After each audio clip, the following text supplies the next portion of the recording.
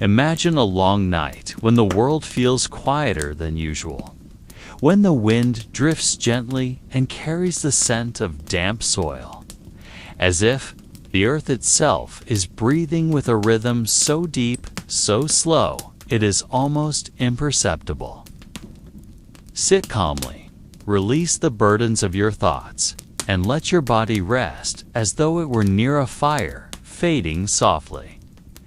The faint orange glow left from the embers no longer lights the room with brightness, but instead creates a sense of peace, as though time itself slows down along with the dimming light.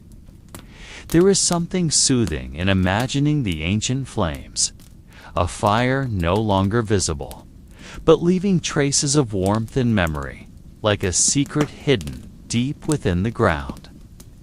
In this calm, picture yourself entering a corridor of time, slowly guided back to thousands of years ago, when early humans sat around the fire, letting their minds drift into the dance of flickering tongues of flame. There were no words, no loud stories, only silence filled with meaning, as though every small crackle of burning wood was its own language. If you close your eyes and let your breath follow a gentle rhythm, perhaps you can sense how fire once stood at the center of life, a meeting point between humans and the vast universe. In such a quiet moment, we are not asked to understand everything, only to feel, only to sit in silence, realizing that the flame we imagine is not just light, but also a bridge toward a time long forgotten. So let yourself relax, let go of tension, and allow this soft voice to guide you through the traces of fires that no longer burn, yet remain alive within the memory of the earth. Imagine that every ember which fades never truly disappears. It leaves behind ash that is soft, light, and fragile, like a faint memory lingering in someone's mind. That ash can be carried by the wind, can slip into the cracks of the earth, can cling to the walls of caves, and in the silence of thousands of years, it remains waiting to be rediscovered by eyes filled with curiosity. Just as the human body leaves its mark upon the earth, so too does fire leave its own legacy, not only in warmth, but also in unspoken stories. We may think of fire as a tool, a simple necessity for cooking, for warmth, or for protection against darkness. Yet long before these became routines, fire was a companion, an adversary, a mystery both terrifying and comforting. Every early human who sat before it did not merely see light, but something deeper, something that reached beyond their own lives. Perhaps fire was a symbol of life, perhaps of death as well, for just as it could give light, it could also burn and destroy. With that awareness, imagine the silence of a night when the last flame within a group of ancient humans went out, leaving behind total darkness, leaving behind a cold that crept into their bones, leaving them with the realization that without that flame, they were separated from everything that gave them safety. We who live today rarely feel such absolute darkness, rarely feel such deep cold, for we are always surrounded by lamps, by noise, by comfort. But in imagining that ancient fire slowly dimming, we learn once more to feel that vulnerability, as though standing at the edge of the world, alone with the last embers. So in this calm flow, let yourself release your mind even further as though you are sitting with them beside a nearly extinguished fire, watching its final fading glow and realizing that within that light lies the trace of the first humans who once dreamed, once feared, and once hoped. Around 50,000 years ago, when modern humans had only just begun to leave their marks upon different corners of the earth. The landscape of the world was nothing like what we know today. Vast forests stretched without end. Open grasslands served as the migration routes of great beasts. Rivers ran wild without dams, and mountains stood as silent guardians of shifting ages. Amidst all this were dark caves that sheltered traces of life, places where early humans took refuge from the cold, from predators, and from the uncertainty of night. Upon the cave walls, they left behind simple markings, symbols that may have been prayers, may have been records, or perhaps only games of light and shadow. Yet beside those markings, often overlooked, were the remnants of fire charcoal clinging to stone, ash that lingered in the corners of cave floors. Archaeologists would discover them thousands of years later, buried within layers of soil, preserved from rain and time. Each piece of charcoal is proof that once there were hands gathering branches, once there were breaths blowing upon embers, once there were eyes gazing into the glow while waiting for dawn. But we never know who they were, how their faces looked, what they spoke of, or what they felt as they sat around that fragile light. We find only remnants, small fragments of nights that were never recorded. The world of that time had no names, no nations, no maps. Only faint trails between the trees. Only footprints that soon vanished beneath the rain. Only fires that burned and then died, leaving behind ashes that endured far longer than those who kindled them. And therein lies the mystery, for the ash we find today is not merely a dead substance, but a witness of life. We can only imagine a life that may have been so different, yet in many ways so very much like our own. Imagine a night in that age when the moon appeared only faintly behind thick clouds, when the sounds of the forest spoke louder than human whispers. In the midst of the darkness, a small point of light burned within a cave, surrounded by shadows dancing upon the walls. That fire was not merely warmth, not merely light, but the very center of all they understood as life. Around it, they sat close together, their bodies wrapped in animal hides, their hands gripping bones or stones, their eyes fixed on the flickering flame as if it were a living being. The flame marked the boundary between safety and danger, between life and darkness. Without it, the cold would pierce their bones, wild beasts would creep closer, and fear itself would consume their minds. With fire, they could soften the toughness of raw meat. They could drive away wolves. They could stretch the night to speak, or perhaps only to sit in silence together. Yet fire also carried another face, a mystery never truly solved. Why did its flames sometimes endure long and sometimes vanish so suddenly? Why did its smoke rise carrying scents that clung to hair, to skin, to the walls of caves? Why did the ashes it left feel so light, so fragile, and yet able to endure thousands of years? Perhaps they asked these things without words, only with long stares into the glowing embers. We today can only guess, for there are no records, no stories that remain. What endures is only the charcoal sealed within the earth, the ash that lingers in silence. That ash is more patient than history, waiting until we find it, and when found, it does not answer. It only gives faint signals of nights that long ago slipped away.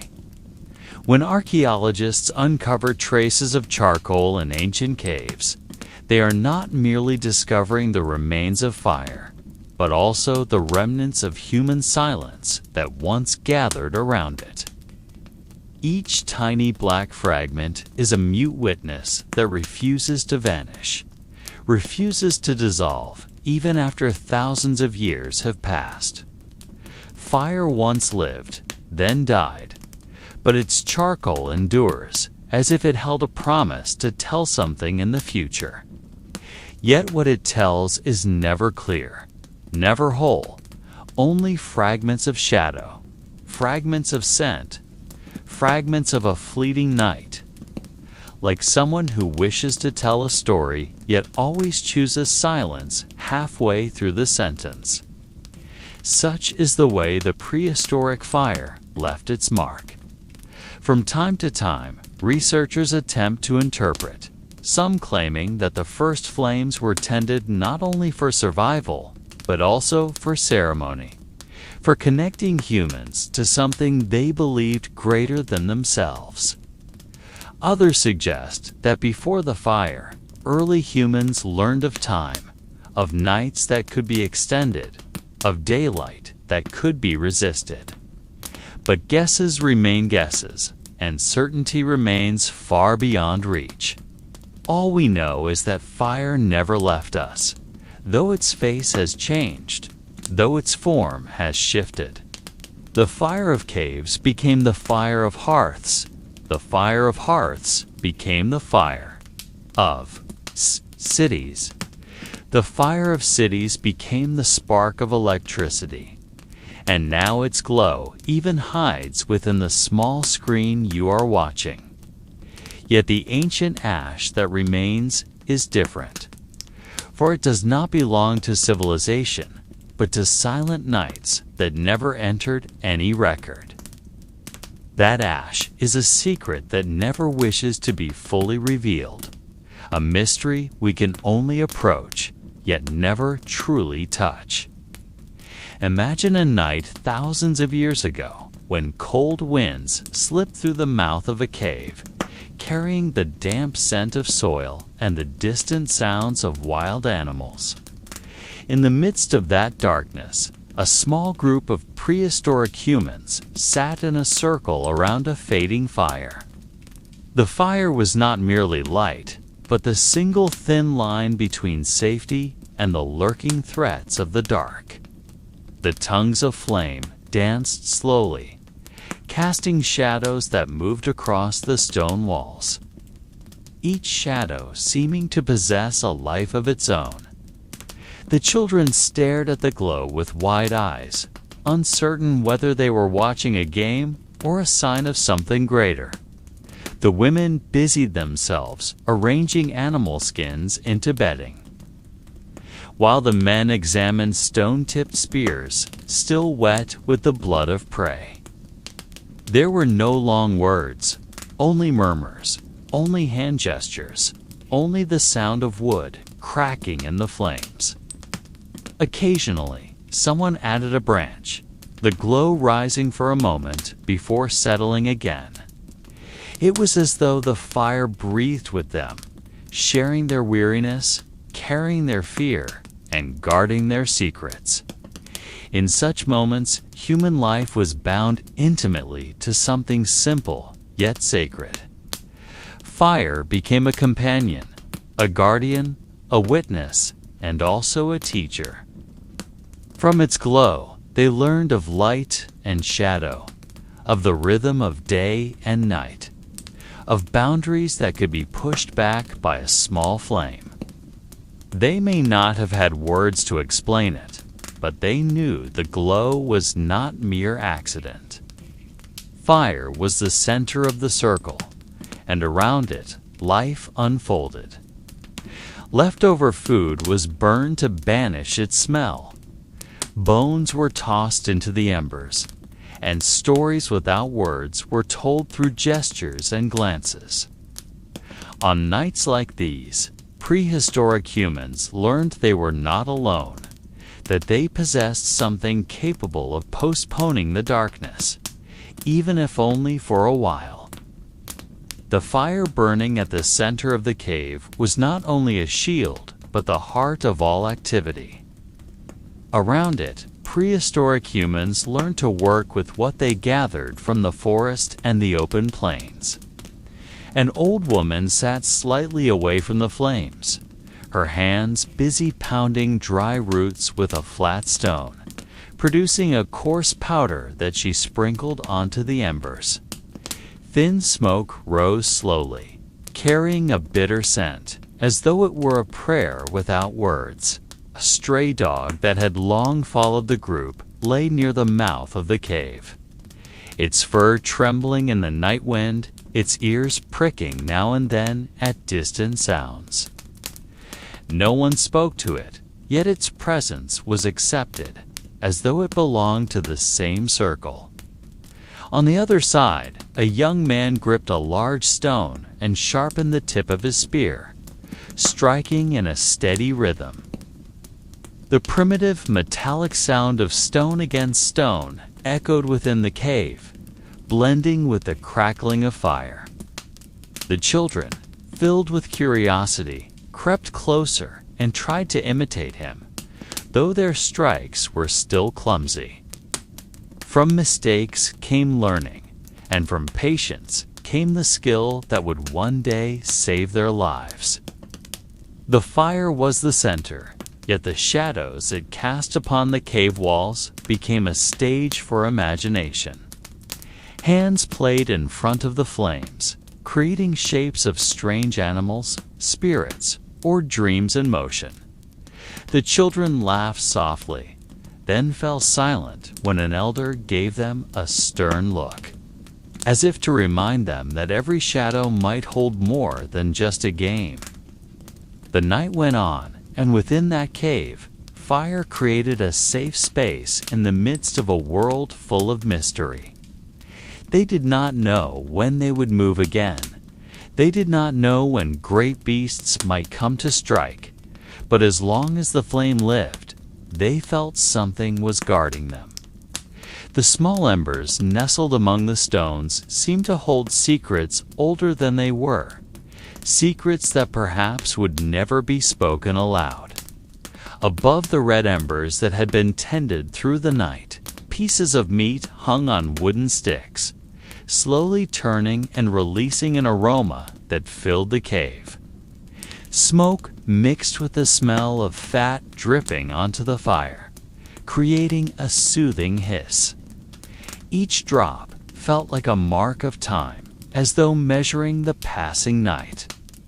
There were no tables, no plates, only hands hardened by survival, ready to receive food in its simplest form. That meat was more than a meal. It was the reward of courage. For to obtain it, they had to face beasts larger than themselves, sharp teeth, long horns, and the constant risk of death. Every piece was a reminder that life always balanced between bravery and caution. The children gazed with bright eyes, waiting for their share, while the elders sat in silence, watching who would eat first, as though following an unspoken law that all respected. Fire did not only cook, it bound them in the same circle, making them forget for a moment the cold outside and the lurking dark. The quiet sound of chewing mixed with deep breaths and the crackling of flames. No words of gratitude were spoken. Yet in silence, they all knew this food was a blessing. Outside the cave, the night carried on, the wind bringing the calls of distant animals they recognized. But within that circle of light, there was a rare sense of safety. The glowing embers left by burning wood became markers that every meal, every night, every life always depended on the flame that faithfully guarded them. To us, it may appear as an ordinary dinner, but to them, each bite was part of a survival story, written not with ink, but with breath and fire. When the meat was gone and only bones lay scattered on the ground, the fire still burned quietly, casting light on the rough cave walls. It was then that soft voices began to rise, not lively songs, but long whispers, more like the flow of a river. The elders spoke in low tones, uttering names perhaps forgotten by the world, but still alive within that circle. The children leaned closer, their eyes following the flicker of light on stone, as if every shadow was a spirit in motion. The stories were simple of hunts, of journeys, of loss, but spoken with a rhythm that slowed the passing of time. There was no writing, no sign to hold on to, only memory shaped by repetition, night after night. Fire made the stories live, for without the dancing light on the walls, the words would vanish into the air. The shadows of moving hands, the outlines of faces turning now and then, all became part of the tale. Sometimes the fire dimmed, and the storyteller would pause. Then more embers were added, and the light reignited the unfinished tale. To us, it might sound like folklore, but to them, it was a way to keep names from disappearing, to ensure experiences were passed on, to let the dead remain alive within memory, glowing in the firelight. No one knew if all those stories were true or only warnings cloaked in narrative, but for them, truth was not something to argue over. What mattered was that the story continued to be told as long as the fire still breathed in the heart of the night. At certain times, when the night felt darker than usual and the sounds of the forest vanished as if held back by something unseen, small sparks from the embers were often taken as signs. The ancient tribe saw fire not merely as light, but as eyes gazing back at them. Every crack of wood, every curl of smoke drifting in a particular direction seemed to carry a message not everyone could understand. Some believed that ancestral spirits spoke through the flames, offering warnings or simply reminding them that they were still present, still watching. Elders taught that if sparks leaped inward toward the circle, it was a sign of protection. But if the fire hissed outward, then the next day would bring a difficult journey. There were no books, no records, only observations handed down from eye to eye, ear to ear, until they became unspoken laws. Children learned to watch carefully, though sometimes they saw only sparks as play.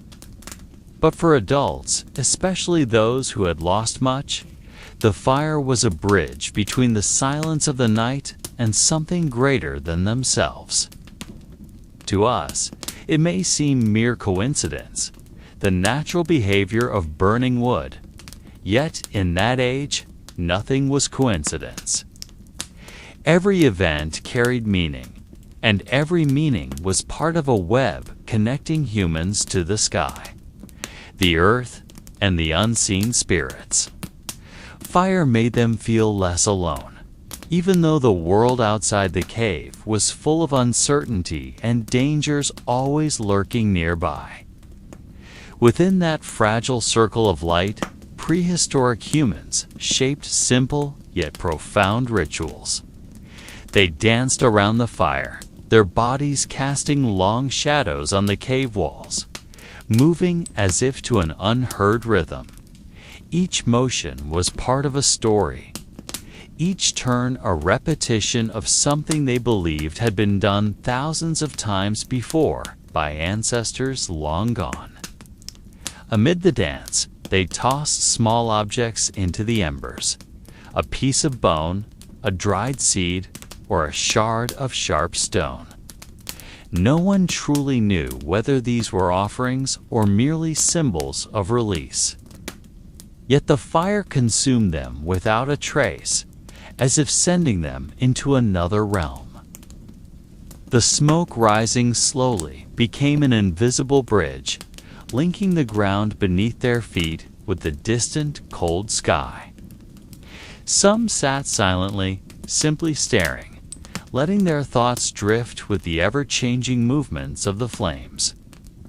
Others closed their eyes, listening to the faint cracks that resembled whispers. For them, time seemed to stop in that moment. There was no day or night, only a small circle where light, shadow, and human presence converged. The ritual was not entertainment, nor obligation, but a way of keeping balance. The fire granted a sense of safety, yet also reminded them that all things could be extinguished in an instant. In the dance, in the offerings, they found a way to remain connected to the unreachable, a silent conversation with the universe. When the dance ended, the fire still burned, though faint, and around it voices began to flow. An old man sat calmly, his face mirrored in the soft red glow, and he began to speak words that were long yet never rushed. The tales he shared were not mere entertainment, but threads binding the past to the present. He spoke of great hunts, of beasts so powerful that a single spear was never enough to bring them down, of giant footprints followed for days, and of companions who never returned. The children stared into the embers, imagining those creatures walking before their eyes, larger than anything they had ever seen. The women listened in silence, occasionally tossing small twigs to keep the fire from dying. The story was layered, a mixture of fact and dream, with no way to know what was true and what was only shadow. Yet this was how memory was kept alive, without writing, without marks, only through words echoing around the fire. The glowing embers seemed to swallow the tale and preserve it in an unseen warmth. The night became the vessel, the fire became the pen, and the cold air of the cave turned into a blank page where history was recorded without ever being written. Around the shrinking fire, the old man paused, then spoke the names of those who never returned from the hunt. Each name was uttered in a low voice, almost like a whisper, as if calling their spirits to sit once more within the circle. The faces listening bowed, some with closed eyes, allowing the red glow to touch memories that could not be erased. There were no gravestones for them, no markers in the earth, only the flames bearing witness that they had once lived. That night, silence stretched, broken only by the crackle of fire and the occasional wind passing through the cave's mouth. Within that silence, loss became tangible, yet no one wept loudly. No screams filled the air, only a calm acceptance.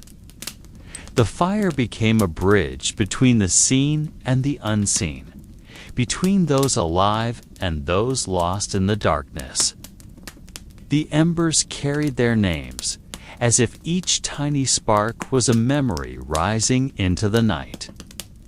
This was how they tended grief, not with long lamentations, but by letting the fire keep the story until dawn arrived and the embers died without a word. As the embers slowly dimmed, no one truly feared the darkness, for they believed the fire never entirely died. Even when the final glow vanished, they were certain some warmth still hid among the ashes, waiting for human hands to breathe it back. This belief made each night feel lighter, as if the fire were a promise always kept. A promise that tomorrow there would be light again. Children, watching the embers with sleepy eyes, were taught not to worry, for the fire was a faithful companion that only rested for a while. the grown men and women understood that tending the fire meant tending hope, much like guarding life itself.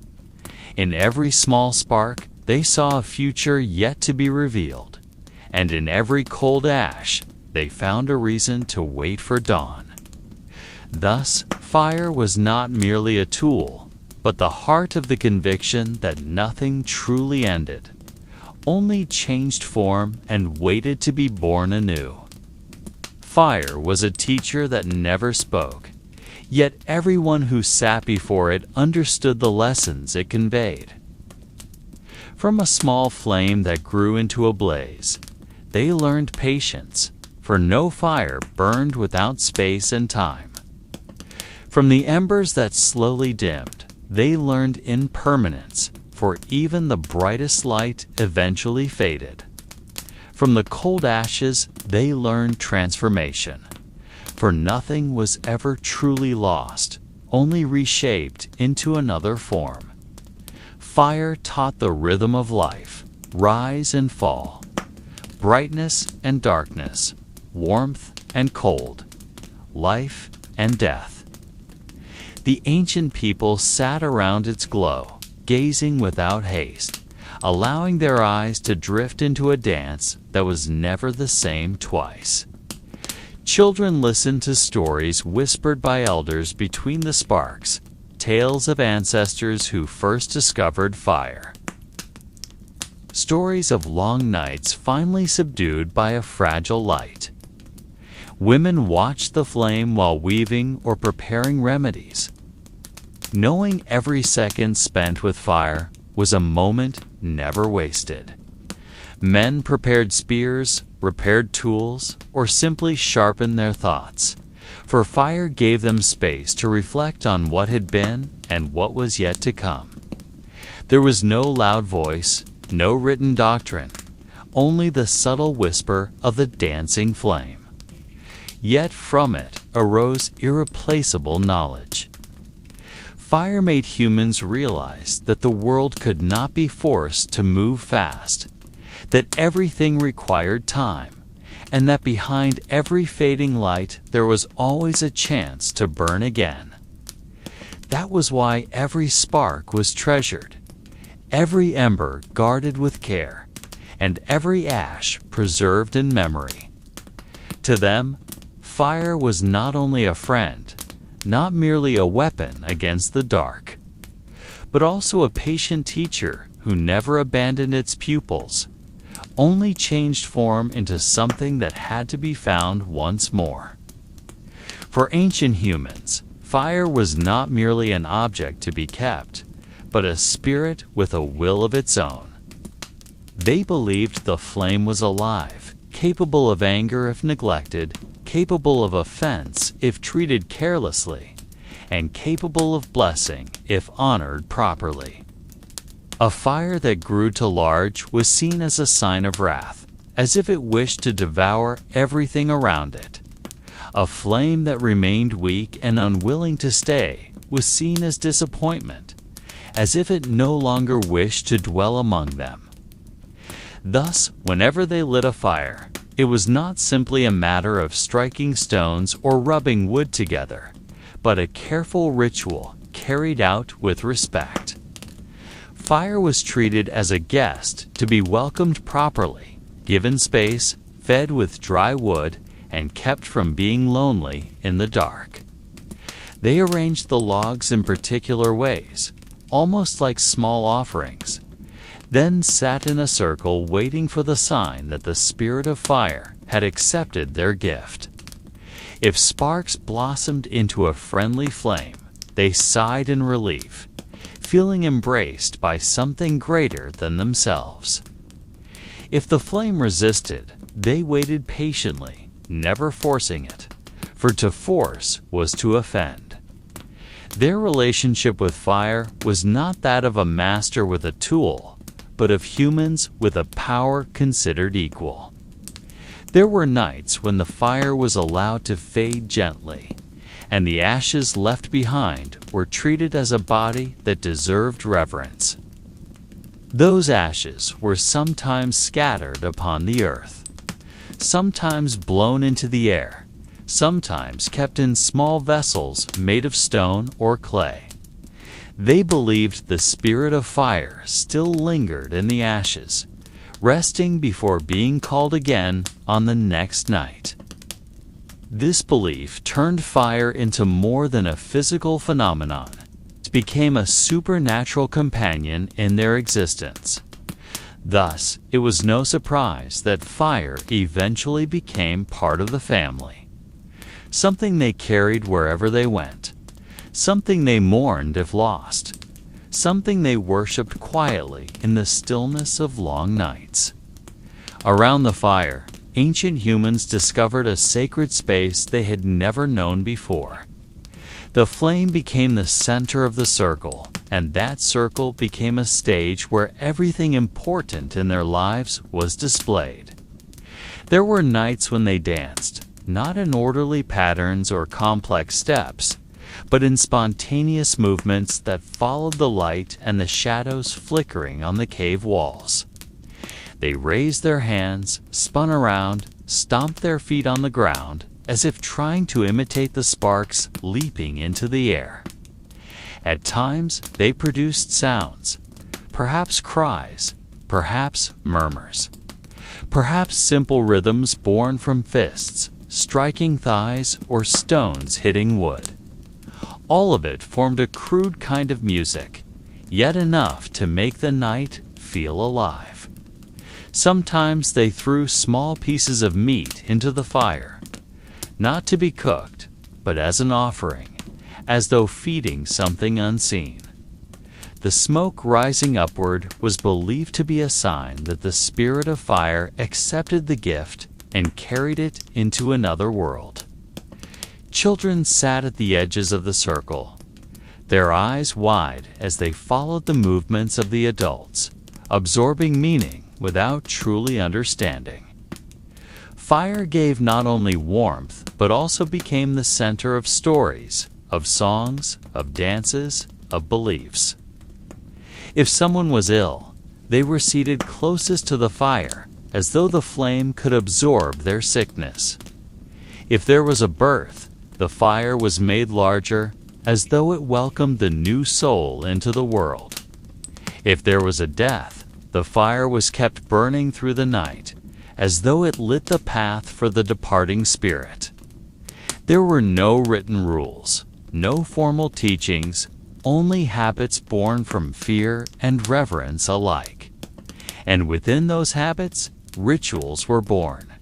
Rituals that made humans feel they were not alone in facing the long, cold night. Fire gave them a reason to gather, and from that gathering, the earliest seeds of culture began to grow.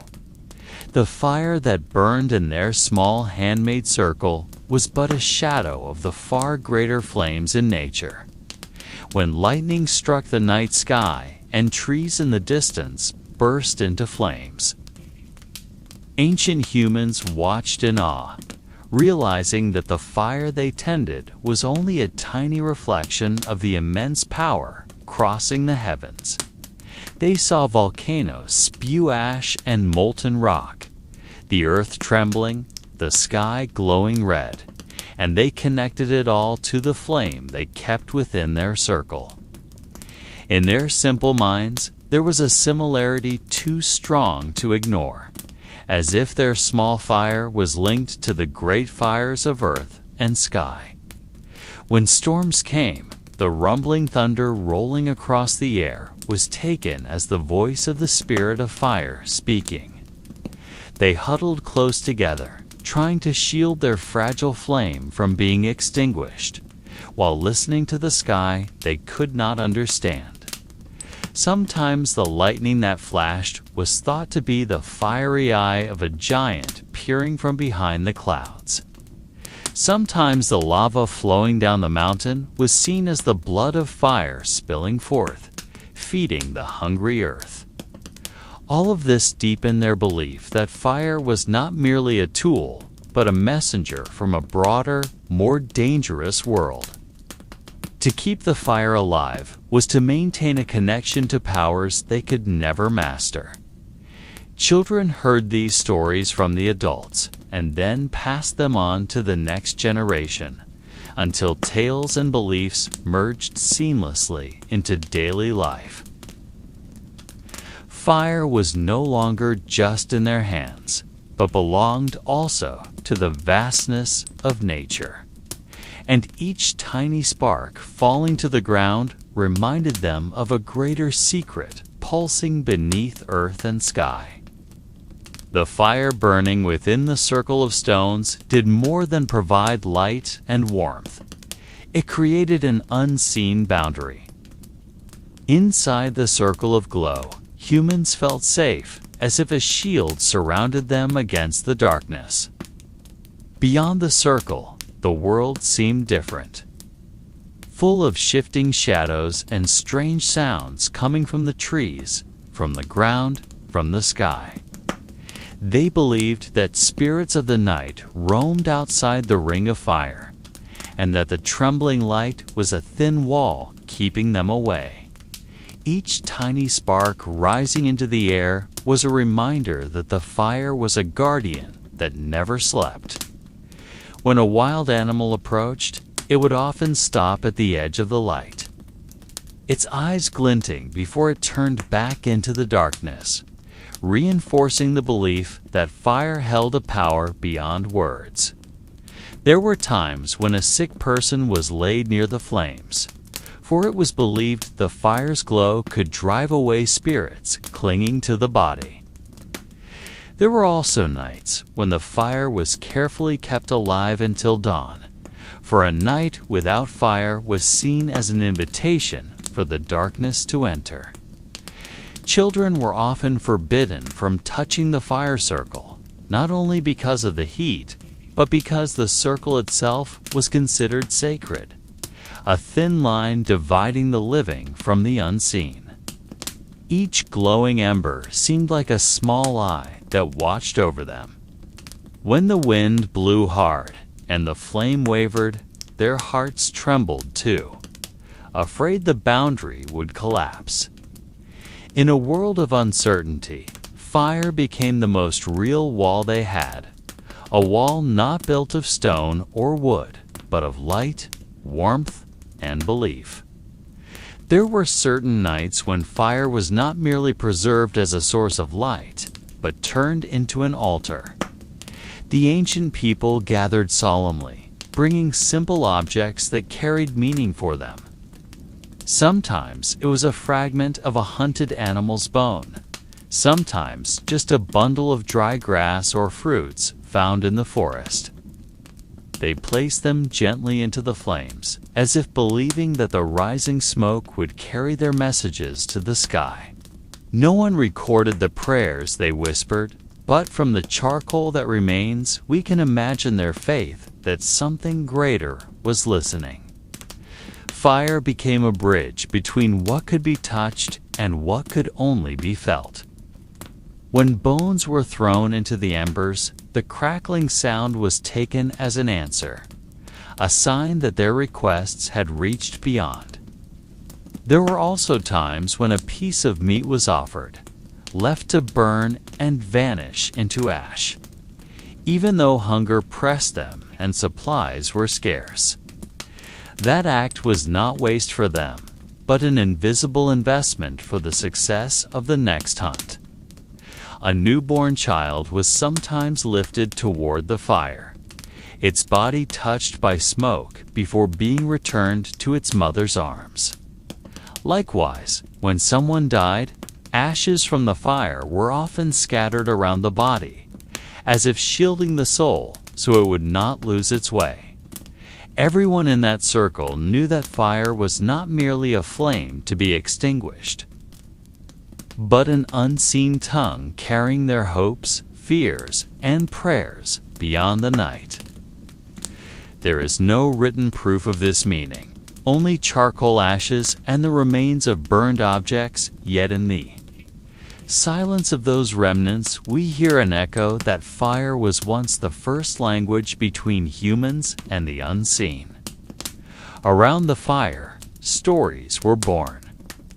As the night grew darker, and the distant sounds of animals seemed like strange whispers. The ancient people found comfort in the voice of one another. An elder, with a raspy voice shaped by years of living, began to weave simple words that were never carved on stone, but planted in memory. He might tell of a giant beast once encountered, or of ancestors who walked alongside the stars in the sky. The children listened wide-eyed, captivated by the firelight reflected on their faces, as if the flames themselves illustrated the tale being told. Sometimes, the story carried warnings of forest spirits who could steal away those who wandered alone, or of the wind whose sound was the whisper of ancestors. At other times, it carried hope of distant lands always green and filled with food, a promise that one day a journey would lead them there. There was no boundary between fact and imagination, between what had truly happened and what was born of fear or longing. All merged into myths that guided daily life. Fire stood as witness when the first words became legends, when simple experiences transformed into tales handed down through generations. Even after the old storyteller finally left the world, his story lived on, repeated at the same fire circle by new voices. From this, humans learned that words could last longer than bodies, that stories were the way a person never fully vanished.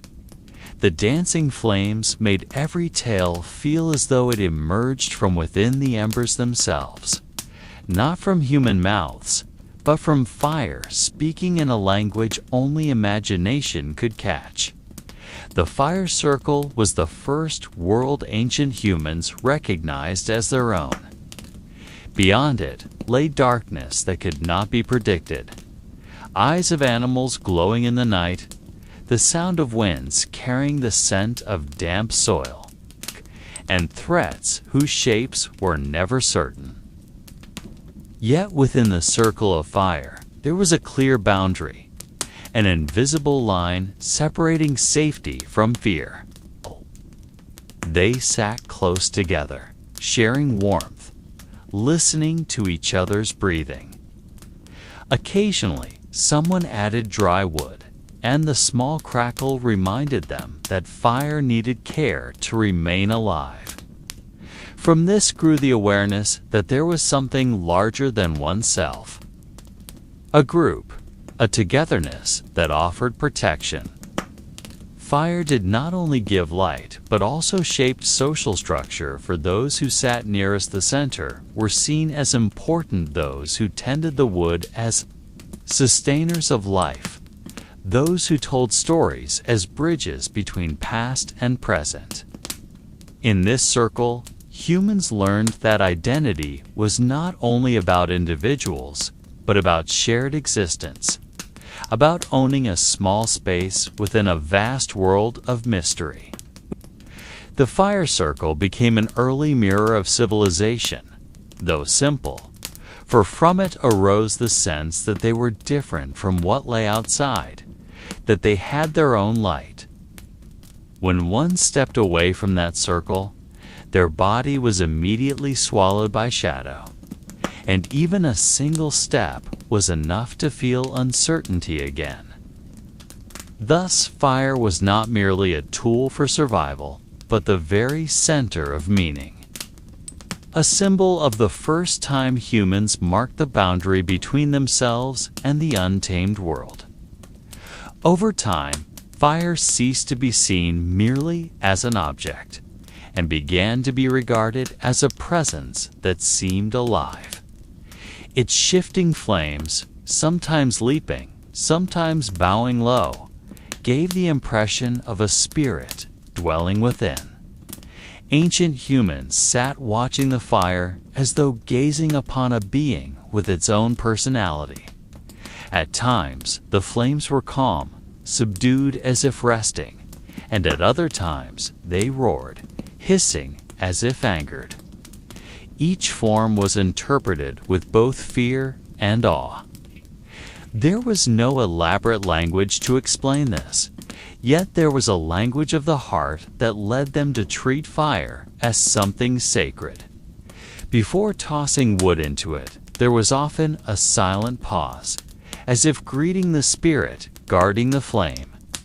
Some believed fire carried the voices of ancestors, while others thought the sparks were messages from another realm. Slowly, these practices shaped rituals, simple yet meaningful.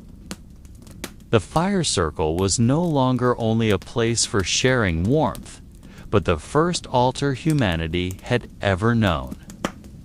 Their stories were spoken with solemn tones. Prayers without words were offered with empty stares toward the embers, and gratitude was expressed through silence alone.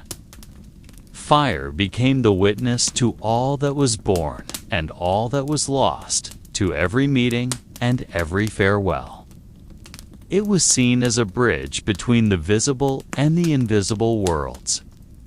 Each night, as the stars slowly closed their eyes above, the fire's glow was the last sight before sleep, as though assuring them that light remained watchful even as their eyes were closed. Thus fire was not only a source of life, but also its guardian, an entity that bound humans to the sense that they were never truly alone. Fire gradually became the space where memory was passed down. Children sat on their parents' laps or beside them, eyes fixed on the softly glowing embers, ears open to stories told in a calm rhythm. Tales of ancestors who fought wild beasts, of journeys to find new valleys, of mysterious voices in the forest that were never explained. All of these stories were woven around the fire circle and slowly seeped into the memories of the children who listened. There was no writing to bind the words, no images to record the events, only fire as witness. As though its flames preserved echoes of voices that never faded. At times, the fire crackled in rhythm with the spoken words, making the children believe that ancestral spirits were adding their own. In this way, fire became a kind of first library, a place where the entire legacy of knowledge was entrusted in the form of stories. Each generation listened with careful attention, and in turn repeated them to their own children, always by the fire. As if without its glow, the stories would lose their meaning. Through its light, they also learned of dangers, of seasons, of the direction of the wind, even of the signs in the sky. Fire illuminated the storyteller's face, emphasizing expressions, imprinting every detail more deeply. Over time, it became clear that without fire, early humans would lose not only warmth and light, but also the thread connecting past, present, and future. The embers bound them to an unwritten history, shaping fragile memory, ensuring that stories would not simply dissolve into the darkness of the night. Fire was not only light or warmth, but also a marker of time that quietly regulated the lives of early humans. They had no clocks, no bells to toll, no calendars hanging on walls. Yet every time the fire was lit, a new cycle of daily life began. Strong embers signaled the moment of gathering after the hunt, when tired bodies were soothed by flowing warmth. Flames fading slowly signaled that the night had grown deep, that it was time to close their eyes, even though the forest still stirred with animals roaming. In the morning, what remained ashes and a few embers guided them to rekindle the fire, as if affirming that a new day was incomplete without flame returning to life. In this way, the rhythm of their existence was bound tightly to the burning and extinguishing of fire, as though time itself was born from the circle of embers.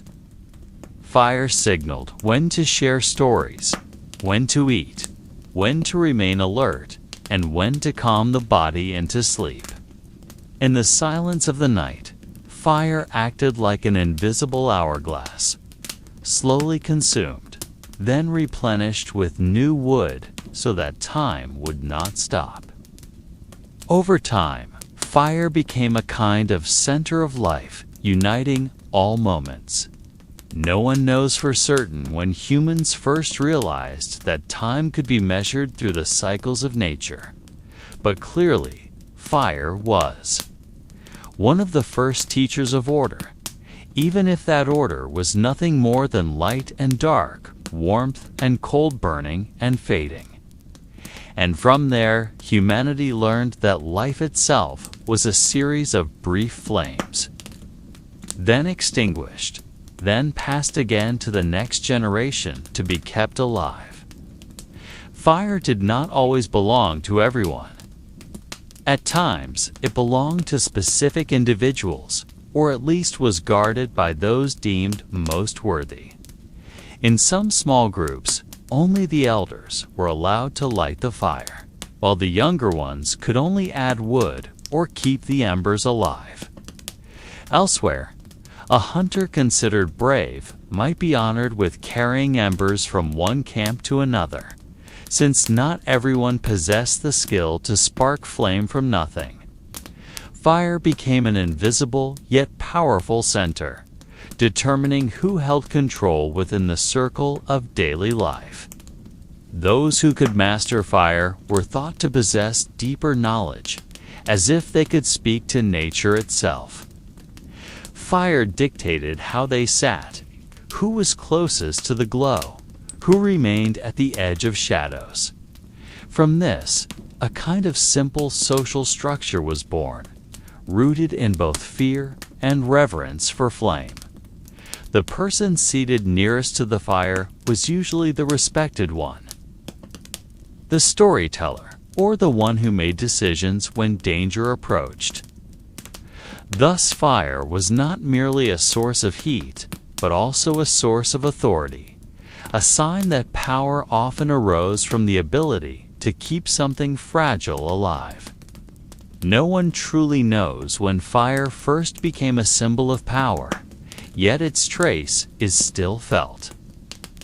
From small circles in caves to great halls in later centuries, fire was always at the center, a symbol of leadership, a silent witness that humanity's earliest form of power may have begun with a simple flame.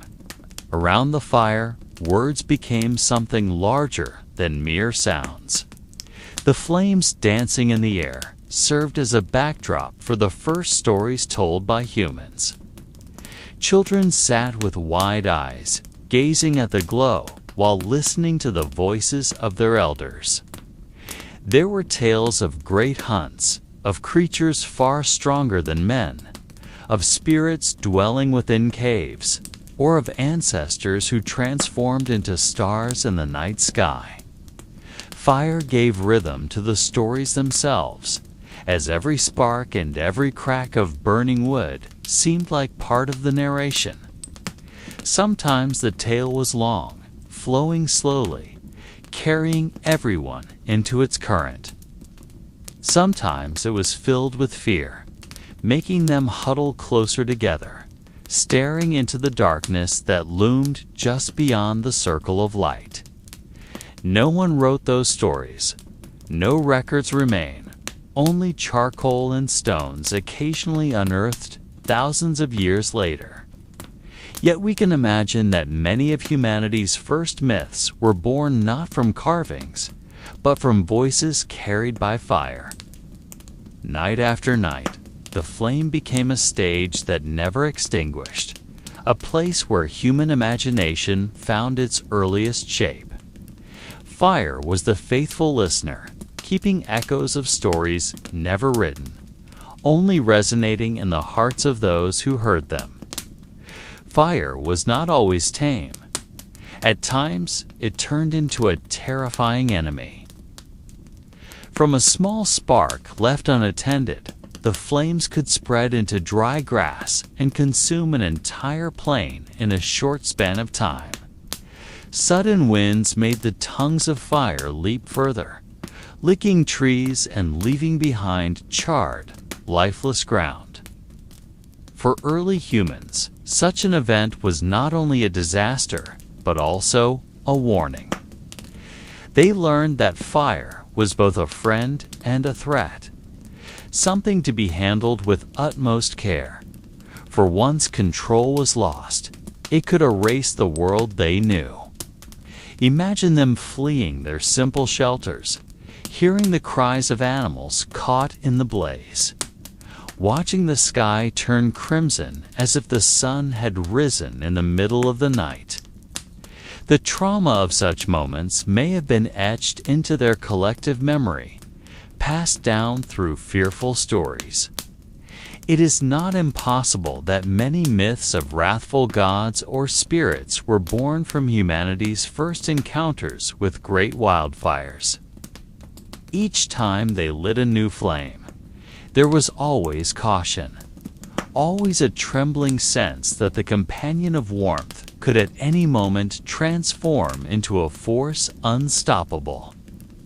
Fire was an early lesson in duality, in something beautiful and useful, yet carrying darkness and danger that could never be ignored.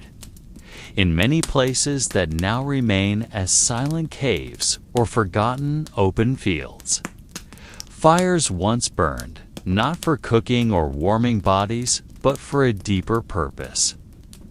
Early humans sat in circles, gazing at flames that danced in shapes never the same, as if those tongues of fire were speaking a language beyond words.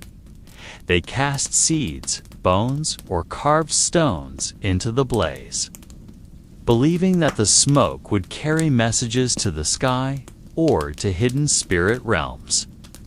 Sometimes they painted their faces with red clay and stared unblinking at the flames, as though trying to pierce the veil between the human world and another. Fire became the witness of songs without language, of dances that only those within the circle could understand. There are no certain records of what these acts meant. Yet, remnants of charcoal, ash, and half-burned objects suggest intentions far greater than practical need. Perhaps, for them, fire was a bridge, a medium to speak with the unseen, to calm the spirits of ancestors, or to plead for the next season to bring life. The flame did not merely provide light, but also carried the feeling that they were never alone beneath the vast sky. Fire, which began as a small spark from stone friction or a lightning strike, slowly transformed into a symbol of unity inseparable from human life. Each tribal group seemed to have its own way of tending and honoring the flame, as though it were a mark that distinguished them from others. Some tribes lit fires with specific stones and kept them alive without ever allowing them to die out, while others built hearths with stone arrangements in circles or spirals. The remnants of charcoal discovered suggest that hearth designs were never uniform, but rather bore unique traits that may have served as identity. Fire also stood at the center of important moments, such as seasonal changes, births, or deaths, so that every flicker carried meaning beyond mere light. As they sat around it, fire created a boundary between the dark and threatening world outside and the warm and protected circle within. Yet beyond this, fire also marked that they were one group, that they shared the same flame, and that when the hearth burned, they had a place to return. Here, gradually, a sense of belonging emerged, a sense that without fire, they were just a collection of individuals. But with fire, they became one body living together across the long flow of time.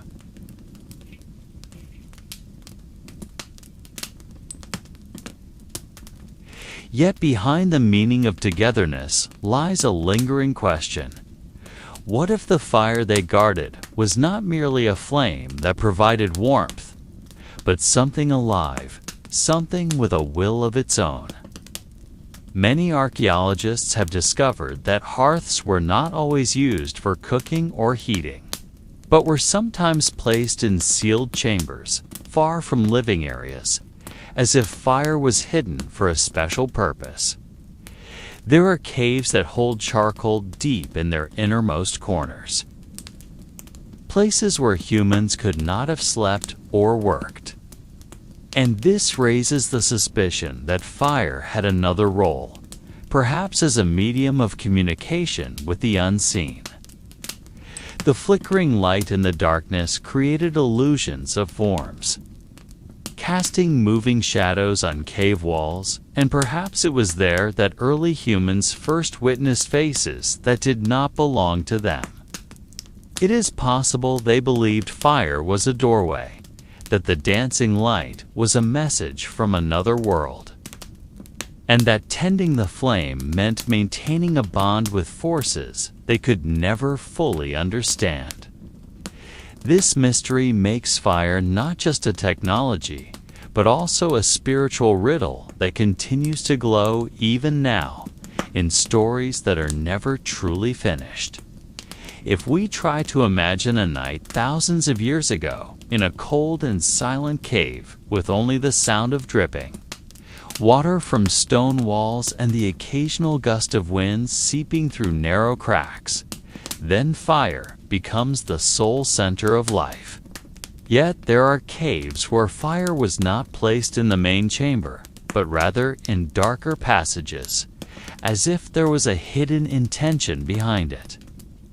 Imagine a group of early humans sitting in a circle before a dim flame, not speaking, only watching the flickering light, perhaps for hours.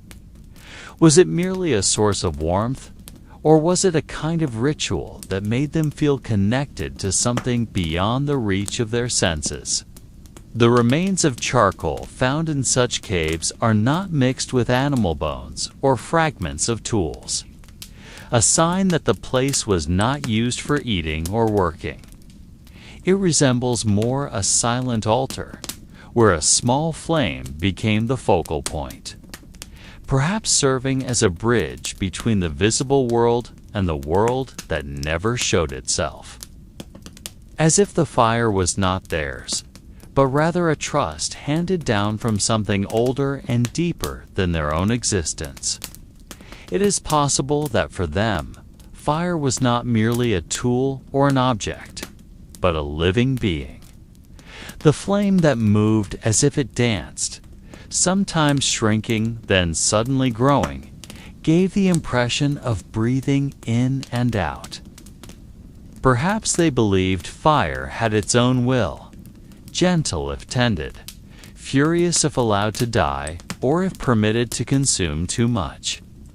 Imagine a young child of prehistory approaching the flame with curiosity, only to be pulled back by an older hand, not just because of the danger of heat, but because fire was treated with respect, like an elder who must be given space. The remnants of burned wood that archaeologists have found were sometimes arranged not randomly, but in simple patterns, circles, or repeated placements, as if there were rules governing how fire should be kept. No record survives to explain this with certainty, but if one were to sit in that cave, before charcoal that still holds the memory of ancient heat, perhaps one would feel that fire truly was once regarded as a spirit dwelling in their presence. And now, what remains is only cold ash, still echoing with that long-forgotten belief. Fire was also closely tied to death, At least the traces of archaeology seem to suggest so. In some ancient sites, ash and charcoal were found mixed with fragmented human bones, as if fire had been part of the final rite before the body was left behind. There is also evidence of bones partially burned, not fully consumed, perhaps indicating a ritual meant not solely for destruction, but as a marker of transition. One might imagine a quiet scene where the body of a tribe member was placed near the flames, and part of the wood was set alight to guide the spirit toward the unseen realm. There were no written prayers, no records we can read, only ash merging with earth and bone cracked by heat. Yet from this, one can sense that fire served as a mediator between the living and the dead, the final light illuminating the path before the soul departed. Like a door that opened only briefly, then closed again, leaving ash as the sole evidence it was ever open.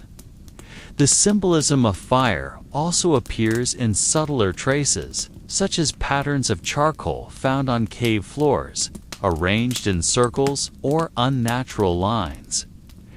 Researchers suspect that fire was not only used for cooking or providing light, but also as a symbol, a territorial marker, or a reminder of an event. Perhaps on a night thousands of years ago, members of a tribe lit fires in a particular pattern, then sat around them watching shadows dance upon the stone walls. Those shadows may have been seen as ancestral spirits or guardian animals, signs that the visible world was only one layer of existence. If we look closely, remnants of that charcoal can still be found today, fragile yet enduring, as though carrying a message that has never been decoded. What they sought to express with those circles of fire, we will never know. Was it a prayer turned to ash, a symbolic language with no interpreter, or merely a simple game that unintentionally left a trace? All these possibilities remain suspended, and within that suspension lies both beauty and unease. Fire was not merely a tool, but a mirror for the prehistoric mind, reflecting fear, hope, and mysteries that could never be spoken. When we imagine prehistoric nights illuminated by fire, it cannot be separated from the vast sky above. The stars, the moon, and the darkness of the cosmos formed a natural canvas, always present, providing a backdrop for every small flame on earth. It is possible that fire on the ground was seen as a small reflection of the stars in the sky, as if humans were trying to imitate cosmic light with simple torches. In some ancient sites, circles of charcoal have been found aligned in particular directions, as if pointing toward constellations or the rising point of the sun. Whether this was coincidence or evidence of early astronomical awareness, no one can be certain. Yet the idea that earthly fire was a shadow of celestial fire suggests that prehistoric humans had long connected themselves with something far greater than mere survival. Fire became a bridge between earth and sky, between mortal bodies and the eternal secrets of the cosmos. If so, every fire that was extinguished did not simply end, but seemed to return to the sea of distant stars. We may never know how they felt while staring at the flames and then looking upward. But perhaps there was a deep sense of connection, a faint awareness that life was only a fragment of a much larger pattern. The longer we follow the traces of ancient fire, the clearer it becomes that what remains is not merely charcoal, but a symbol of something greater. Fire was not only a tool for survival, but also an unwritten language, a way for prehistoric humans to speak with a world they could never fully understand. Each circle of ash may not have been just a gathering place, but a small altar for memory, prayer, or hope left behind without words. Perhaps they lit the fire to summon courage, perhaps to ward off unseen spirits, or perhaps simply to feel that darkness could be controlled. Yet what is most striking is that thousands of years later, we still find those traces, as if they had left messages not meant for their own generation, but for whoever might come long after. The extinguished fire still speaks, even without sound. It tells us that humans once sat there, that their fears and desires were not so different from our own today. And therein lies the quietest mystery of all, that even though time erases names, faces, and voices, the small light of ancient fire endures, waiting to be seen again by eyes just as fragile. And now, as this story slowly fades like a dying fire, we can allow imagination to wander among the shadows left behind by that ancient glow. Imagine the cave, dark and quiet, its walls still carrying the faint memory of smoke long gone. Imagine the fragile circle of ash as if waiting for someone to sit beside it once more. The nights have changed thousands of times. The wind has erased many traces. The rain has seeped into the soil. Yet that small charcoal remains, as if refusing to be erased completely. Within each fragment of ash lies a secret never spoken, a story never finished. We may never know who lit that fire, who watched it until it died, or what words were exchanged as the light flickered across their faces. All those questions remain suspended, like thin smoke rising into the night sky, never truly disappearing, only moving elsewhere. So let this mystery remain. Let it become a silent companion when sleep draws near, a gentle reminder that from the very beginning, humanity has always sought light in the darkness, and like a bedtime tale that does not need a clear ending. We only need to let this story fade, like the final ember glowing briefly before vanishing forever.